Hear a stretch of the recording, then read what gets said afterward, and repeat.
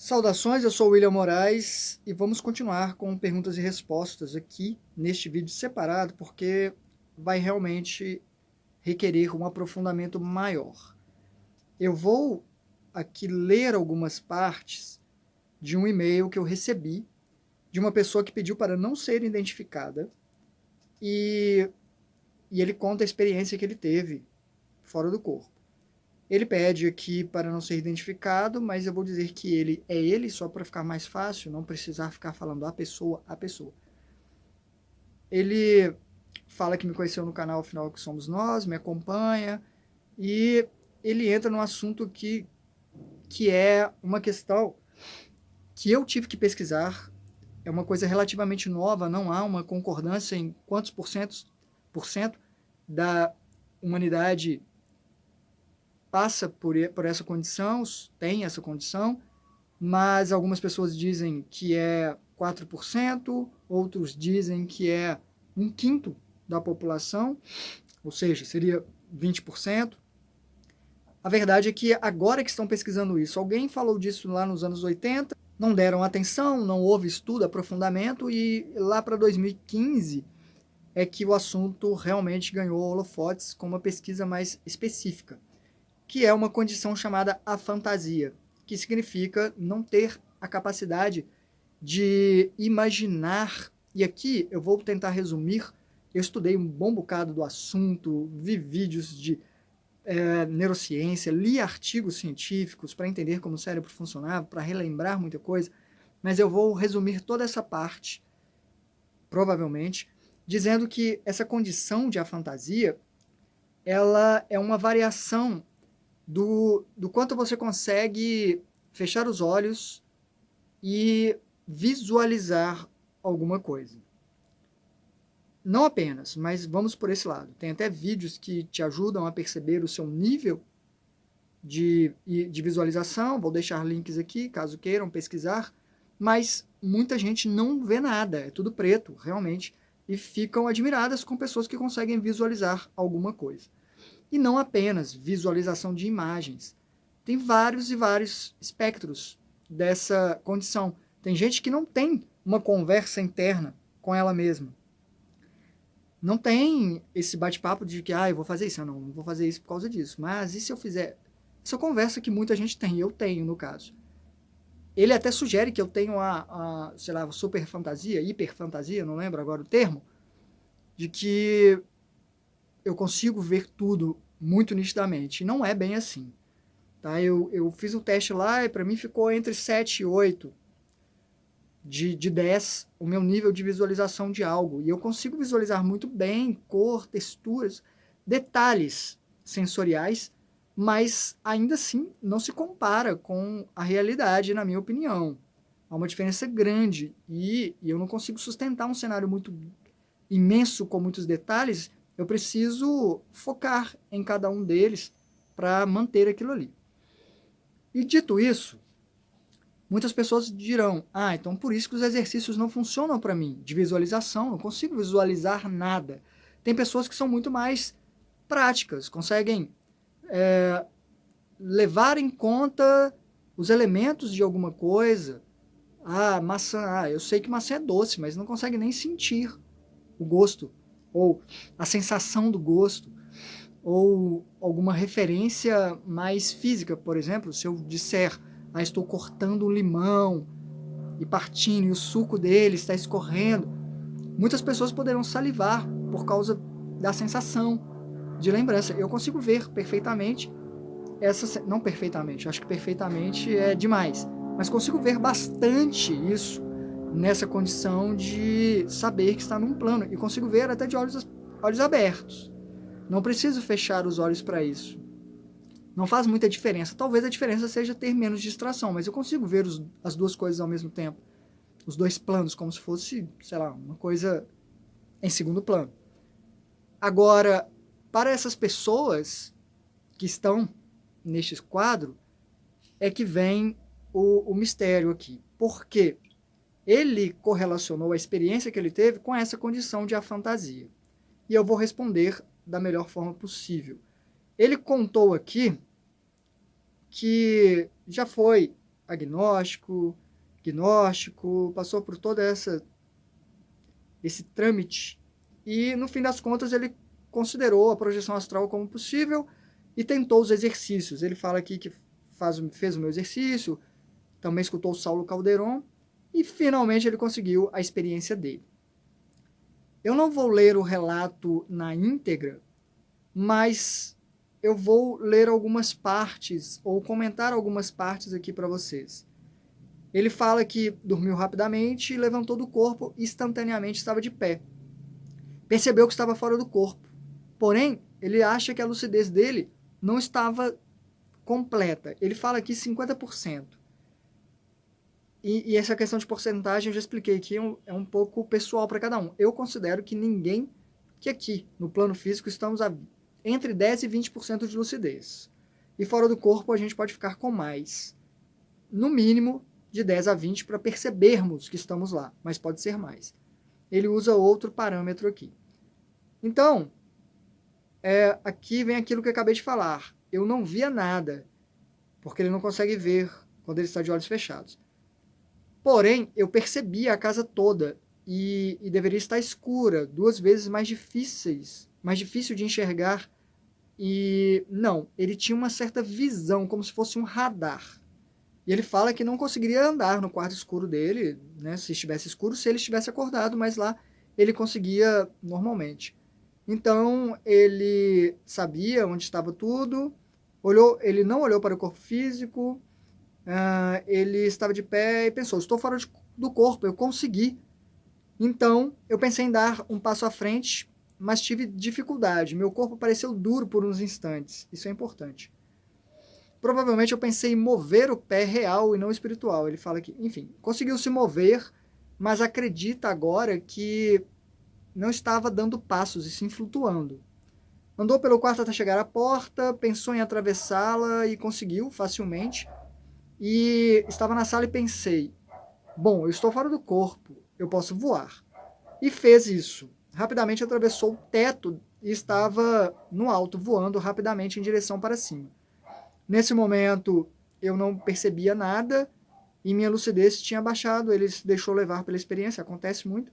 É difícil sustentar essa lucidez lá, principalmente voando. Então, ele relata, decidi voltar para a sala da casa e consegui. Ele pensa que essa volta foi muito mais pensar e aparecer lá, um teleporte, que também acontece. E aí ele fala aqui da experiência que ele teve saindo da casa, e ele não via nitidamente as coisas, mas percebia pessoas do outro lado de um muro. Ele olhou por cima do muro porque era baixo, viu essas pessoas se escondendo do que parecia ser uma luz, e a luz ele viu uma luz que parecia, ele relata aqui como as sirenes do carro, né?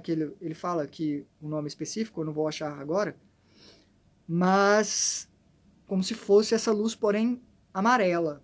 E antes ele tinha visto essa luz passando na rua e refletindo na parede da casa, e ele acha que essas pessoas estavam escondendo. Tanto que ele chegou no momento de achar que essas pessoas estavam invadindo a casa, acho que da tia dele do lado, e ele subiu no muro e falando. Ele fala aqui, saiam, vão embora, show, show. E o mais perto dele olhou para ele e perguntou, quem é você? E nesse momento, ele relata, o medo tomou conta e ele voltou rapidamente para o corpo. E foi tão rápido que ele não pensou em fazer a trajetória pela casa. Ele foi puxado para trás, mas meio que, acho que, porque ele teve essa intenção de fuga, de fugir daquela ameaça. E as questões? Aonde quero chegar com isso? Dentre os seus vídeos, você falou sobre os corpos que temos, e dentre eles temos o corpo mental, caracterizado por nos dar essa função de criar a imaginação. Estou certo? Porque é que tem pessoas como eu que não têm imaginação, que não tenham esse corpo mental desenvolvido. Existe realmente uma forma de desenvolvê-lo? Isto é comum nascer sem ter esses corpos não tão bem desenvolvidos? Será que eu posso levar mais de uma vida para desenvolver essa minha condição? Ele diz aqui, esse assunto não é muito falado e por isso penso que talvez seja mais comum do que aparenta a presença dessa condição física ou psicológica. Fica aí a minha dúvida. Então vamos lá. Na minha opinião, o corpo mental pode até ser responsável por criar a imaginação e gerar uma forma de visualizar o que é imaginado. Mas isso não significa que quanto mais desenvolvido, maior será a visualização.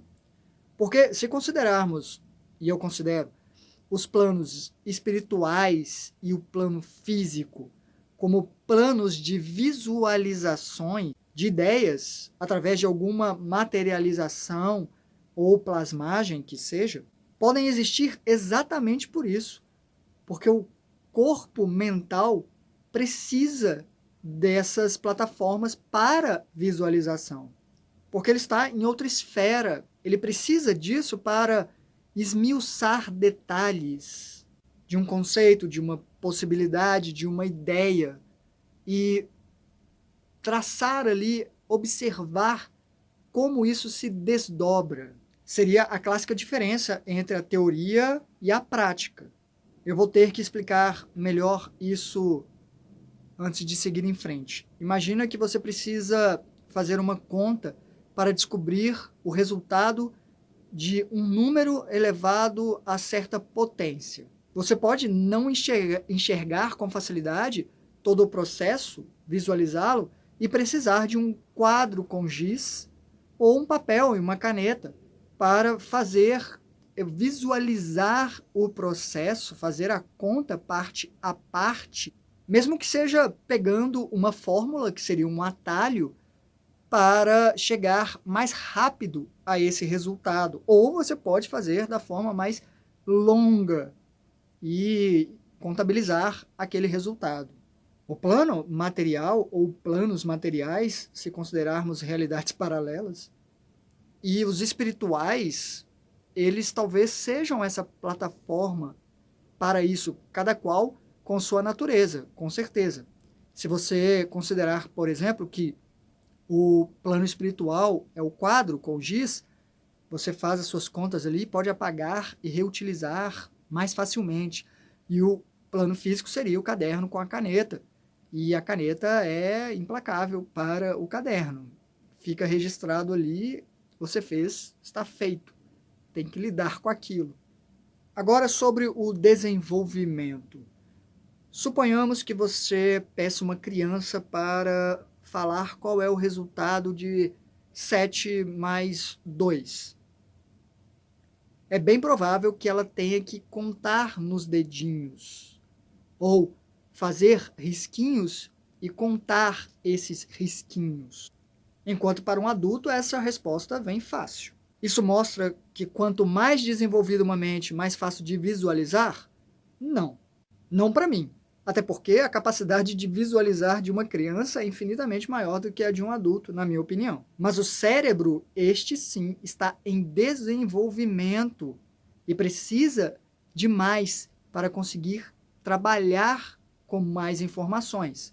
Uma criança vai ter que, primeiro, considerar o que é o 7, saber o que é o 7, depois passar para o segundo passo, que é o 2. O que significa o 2? Qual é o 2 mesmo? O que ele representa? E num terceiro passo, considerar a existência dos dois juntos para chegar a um resultado. E a metáfora aqui é para dizer que o funcionamento do cérebro afeta. A criança ainda está nesse processo de desenvolvimento do cérebro. Agora, quando ele já está estabelecido, tem várias e várias formas de funcionamento. E isso não se aplica apenas para quem tem a fantasia. Isso se aplica também para daltônicos e tudo mais. Coisas que, às vezes, as pessoas só percebem tardiamente na vida. Claro que tem condições muito mais contundentes, como uma síndrome de Down, por exemplo, e dizer que o corpo mental de uma pessoa dessa não é desenvolvido, não é correto. Já falei disso aqui em outros vídeos. pode ser uma questão do equipamento físico, onde a mente vai rodar, o cérebro sendo o hardware e a mente sendo o sistema operacional que vai rodar ali. Ele só vai funcionar se tiver ali aquelas capacidades, ou melhor, os dispositivos certos, ou de acordo com os dispositivos. Agora a questão mais pertinente dele. Mas se eu estou fora do corpo físico, se eu estou consciente ali, eu não deveria enxergar com dificuldade, deveria? Não se a sua consciência fosse deslocada para o corpo mental. Você veria lá de cima, 360, é uma coisa muito diferente. A sua consciência foi deslocada para o corpo espiritual, que é um corpo que, inclusive, ele tem cópia dos nossos órgãos. Muita gente que, se uma pessoa saiu daqui, morreu com problemas pulmonares, chegando lá, essa pessoa vai ter um tempo de restabelecer, porque há um reflexo nesses chamados para-órgãos que acaba sendo uma consequência do atrelamento ao corpo físico. Então, para começar, tem essa questão sim de afetar. Tanto que eu relatei na parte 1 destes vídeos aqui, deste vídeo de pergunta e resposta, que eu dividi em 2, que eu já saí do corpo sem ter a mão, só um cotoco, porque acho que meu corpo estava prendendo a circulação e eu não estava sentindo essa parte do corpo. Então o reflexo acabou gerando isso lá fora. Mas a dificuldade de enxergar não é um indício de que é um sonho lúcido, algo que está acontecendo só no meu cérebro, que seja. Há muito mais indícios de ter sido uma saída fora do corpo. Considero que sim. Agora, você está atrelado ao seu corpo físico. Não só tem essa cópia lá, que eu acho que não afetaria, tá? Para ser bem honesto, não acho que seu cérebro ali atrapalharia a sua visão de fato naquele momento. Considero muito mais o atrelamento ao corpo físico, que este sim está em repouso, apagado, quase inativo, e isso acaba afetando. Eu tenho vários relatos aqui, principalmente os iniciais, de quando eu retomei esses estudos, em 2018, de eu sair às cegas. Falo isso constantemente, ou falava, porque faz tempo que não acontece. Eu saía sem enxergar nada até chegar na rua, e o meu quintal é longo. Tem aqui uns 60 metros, mais ou menos, até chegar na rua. Isso porque, quanto mais perto do corpo, aquilo que você falou, uma sensação de eu quis me mover, senti que eu estava travado. Porque o corpo está em repouso, parado. Então, o reflexo é muito grande ainda. Quantas vezes eu saí sem enxergar e, às vezes, eu precisava mover energia fora do corpo também para me desvencilhar um pouco do corpo físico. E o seu corpo vai afetar. Talvez uma metáfora que ajudasse é como se o provedor influenciasse na experiência da navegação na internet. Entende? É o que eu considero. Acho que deveria ter mais experiências para podermos traçar paralelos, com certeza. Mas você não vai ter dificuldade para sair do corpo por causa dessa condição. Talvez facilitasse mais você visualizar as energias se movendo ou coisas assim, mas buscar algumas sensações. Não sei qual é o nível da sua condição. Se você consegue imaginar sensações, tenta buscar alguma coisa sobre, por exemplo, algo que te dê prazer, que você imaginar você fazendo, seja comer alguma coisa, né, ou alguma safadeza mesmo, como exercício, para perceber o quanto você consegue juntar de elementos de referência para isso. E quanto a desenvolver, os estudos que eu li sobre pesquisas sobre isso, falam que o funcionamento do cérebro, obviamente ainda é um mistério, mas temos o hemisfério esquerdo e direito, que são cérebros separados, tá? Existe uma divisão ali bem grande, e para muitos cientistas é considerado separado. Eu, por exemplo, sou destro, o meu lado esquerdo, ele é muito mais prático, ele é muito mais da figura de linguagem, da coisa matemática, ele é mais preciso em informações exatas. O lado direito do cérebro, ele já é muito mais subjetivo, talvez. E tanto que é para arte, para quem desenha, tem alguns exercícios de desenhar de cabeça para baixo, escrever de trás para frente. Isso vai trabalhar um pouco a conexão dos hemisférios. Se você é canhoto, aí é o contrário. Tem uma questão dessa de adaptação. E aí é uma questão de condição de funcionamento mesmo, mas não é nada drástico, são corpos diferentes, a consciência está para além. Corpo físico, energético, emocional, espiritual, mental. E o mental ainda é dividido em mental e causal, que eu já expliquei algumas vezes, e a consciência que está sendo formada e crescendo através desses corpos, ela usa esses veículos para se manifestar. Então, espero que com este vídeo eu tenha te ajudado um pouco. O seu caso é bem interessante, a sua experiência é muito interessante. Desculpe não ter lido tudo, eu estou com algum problema sério aqui de espaço no celular. Eu teria... Pois é, o cartão encheu, eu passei as imagens para o computador, vou finalizar, mas eu não vou voltar e gravar só o desfecho, despedida. Preciso fazer outras coisas, eu tenho um evento esse fim de semana, eu comentei no vídeo anterior, trabalharei o feriado inteiro. Aqui em Belo Horizonte é feriado, não sei se em outra cidade, mas eu trabalharei montando um evento, queria até passear com a Marina, o pessoal do circo vai fazer uma comemoração de fim de ano, não poderei ir, estarei trabalhando, mas tudo bem. Como todo mundo, para fazer o que eu quero, eu tenho que fazer um monte de coisa que eu não quero, que eu preferia não ter que fazer. Mas eu vou resolver essa questão do celular, não estar armazenando. Acho que tem alguma coisa a ver com dados, cache, que eu tenho que limpar de vez em quando. Porque não faz o menor sentido eu não conseguir gravar mais de 40 minutos no armazenamento interno e num cartão de memória que a Marina me deu, que eu também não sei o tamanho, mas acho que é de 20 gigas.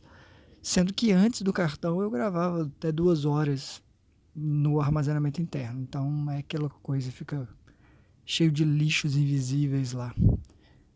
Muito obrigado mesmo. Deixe suas perguntas e eu responderei. Hasta.